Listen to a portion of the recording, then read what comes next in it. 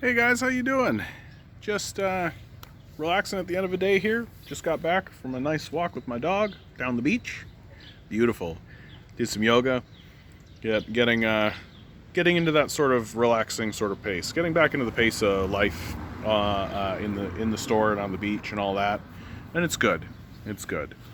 I think the thing I really want to talk about today is how, like, down in the States, there's this push to get kids back to school.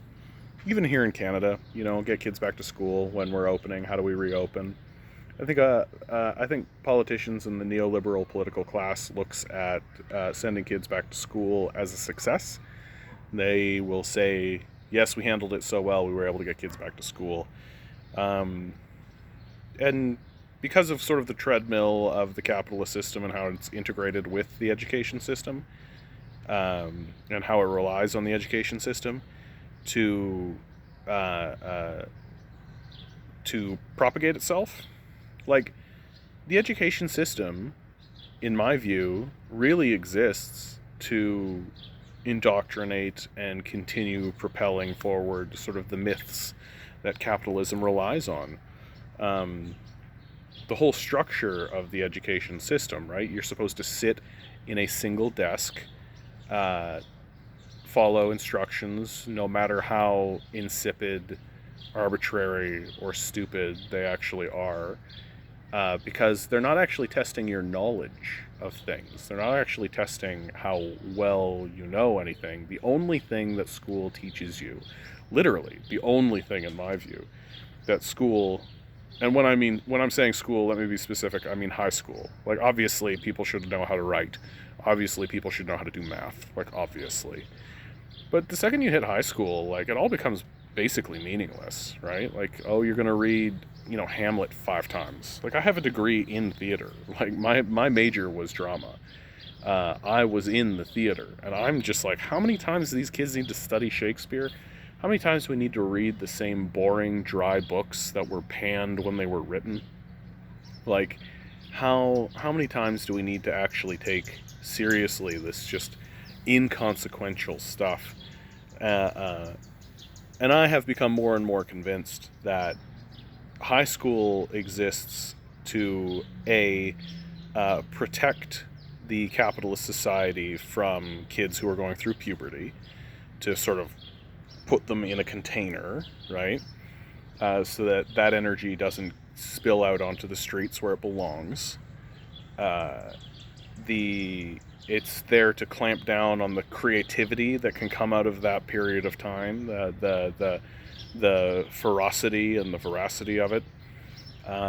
And most importantly, it's there as a final filter for kids as they are finally formulating their brain, that sit in this spot, here's the work that we're going to give you. It doesn't matter how stupid that work is, and most of it is very stupid, and do it. And all they're teaching you in high school is how to be obedient to a structural system. And if I was a kid in this era, I would be organizing walkouts. And by walkouts, I mean I literally would not go. Because not only is there a COVID-19 crisis going on, especially in the United States, here in Canada it's a little bit better, but because the entire structure of the system is funneled into a system that's ultimately designed to destroy these kids. And I don't mean in an existential way, like, oh, it cuts off your individuality and it turns you into a conformist, there's obedience and all this. All of that is true. But ultimately, because of climate change and because of the multiple issues that capitalism generates, right, funneling these kids out of a high school system into a capitalist system is essentially marching them to a suicidal death. That by the time these kids are 40, climate change will be rocketing at a hyper thrum, right? There's no future for these kids. They should be striking. There should be student strikes. There should be people, literally, if I was in grade 10, 11, 12, I would be organizing mass walkouts and mass strikes, and that would be a daily affair, and I would take it very seriously until we got to a point where the entire school structure was restructured to answer the one question that matters to the society right now, which is, how do we solve the climate change issue, right? And to say, let's send kids back to school in the middle of a pandemic is not only clueless, like, it's not only completely out of touch, but my question is, well, what for? Why? Oh, to educate them. Like, high school is a waste of time. Like, it's a waste of time for everybody. Oh, there's a big loud truck back here. Speaking of climate change, big loud truck doing what down here, I wonder? Holy cow. What's this truck? Sorry guys, got a big loud truck back here. What's this truck? Oh my goodness. Is that a delivery truck? What the heck kind of truck is back here? I gotta go take a look. You'd think, I got like a quiet little corner here, and you'd think that it would be quiet all the time, but oh yeah, you had to bring an oil truck down here for some reason. Wonder why.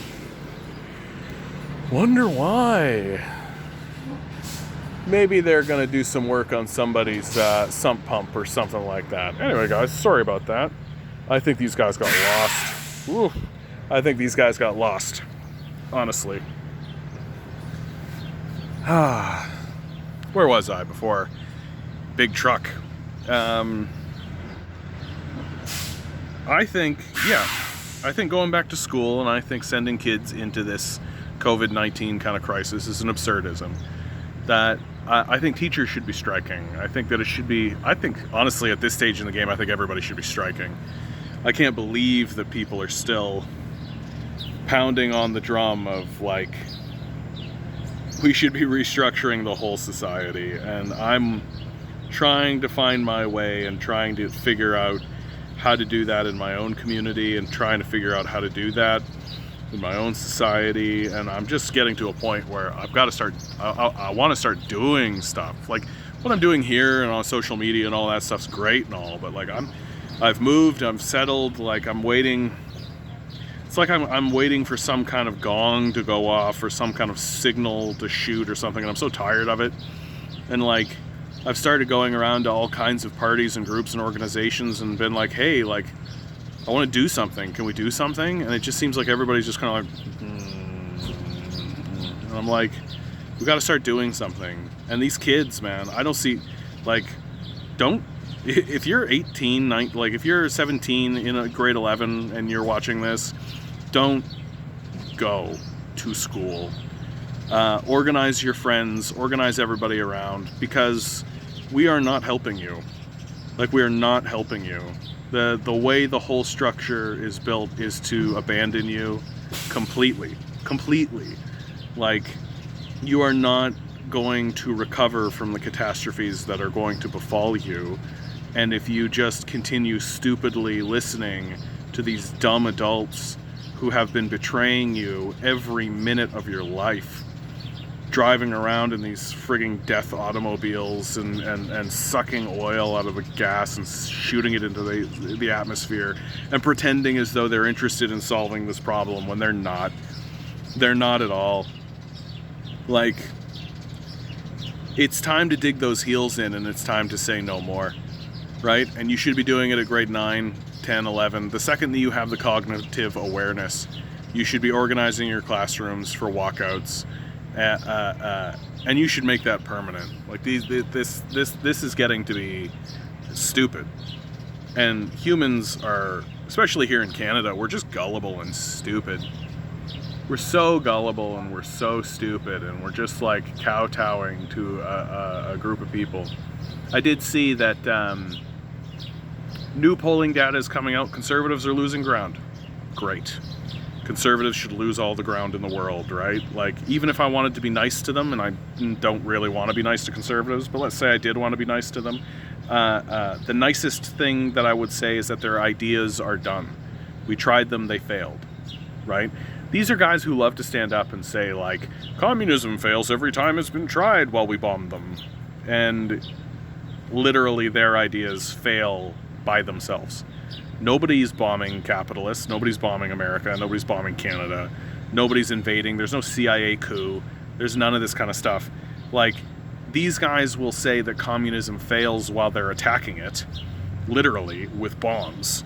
They'll be like, see, it fails. Bomb, bomb, bomb, bomb, bomb. Send in the CIA coup. Send in the assassins. Flood the currency market with currency to collapse the economy, right? That's what they'll be doing while they say, see, communism fails. While literally capitalism is a system that fails without interference. It's designed to fail, right? And yet they will stand and be the stalwart defenders of a system that is obviously failing and is consistently failing and is in a consistent state of failure, right? Like, it's just completely absurd. And the NDP, of course, according to this very same poll, is gaining a little bit of ground, which is good. Not nearly enough. Not nearly enough.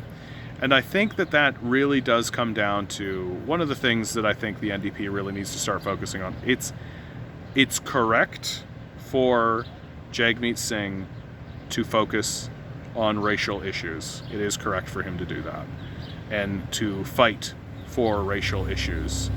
But I don't hear him fight or tie those issues hard enough to economic issues. Because at the end of the day, the racial struggle is an economic struggle. And Martin Luther King understood that at the end of his life before he was assassinated by the American government. And he understood that if you want to have racial justice, you need to have economic justice. And you need to have stable systems like a basic income, which I support. You need to have structures in your society like worker-controlled workplaces, which I support. You can't just have black people or minorities become owners of companies because capitalism itself is designed to breed inequality, right? And if your solution is literally, oh, we'll just have a black CEO, you're not really solving anything. You're not really ameliorating the suffering of the majority of the black society and the systemic racism that exists in the society. You can't just say black faces in high places and expect that to actually solve the problems, because capitalism itself is the problem, because it collapses by itself. You don't need to bomb it. You don't need to do anything to it. And so I go back around to my original point on all of this, right? The education system is geared to funnel kids into a capitalist system that is designed to collapse, and they should dig their heels in, and they should, like, especially as I'm getting older, like, I'm only 37, and I suspect that this idea that I have is going to become more advanced, which is the only question that we should be asking high school students is, what are you here for? It's the only thing, right? You got a guy like Jordan Peterson who says, like, oh, people should find their meaning.